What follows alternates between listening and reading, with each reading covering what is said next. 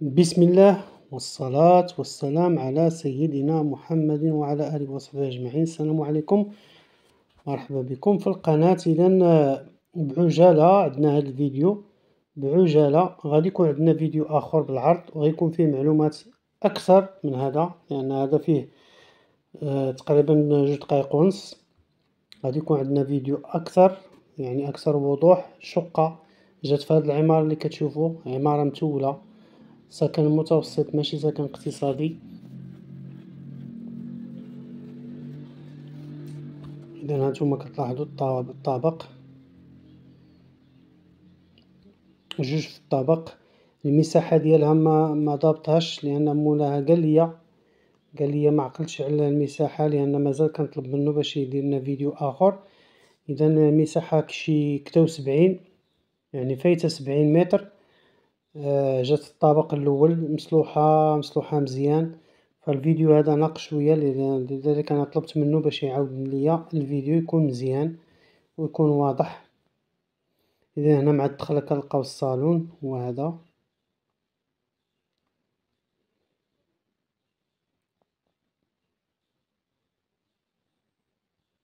هنا غرفه نوم ديال الاطفال.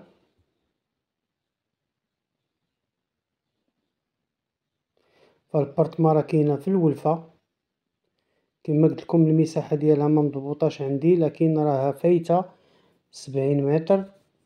الا لاحظوا هاد الزواق هنا. اذا هنا لاحظوا غزالة تبارك الله، واخا هكاك غزالة تبارك الله. اذا هنا غرفة النوم الثانية، طواليط ها هي باينة واضحة، ها هي، والدوش.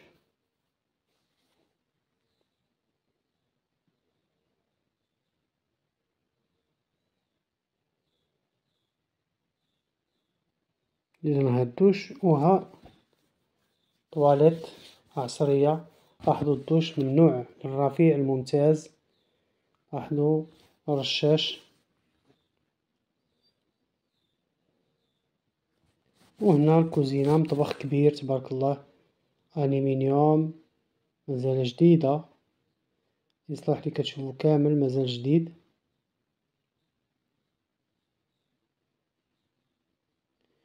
إذا الثمن هو 44، وجات في الطابق الأول.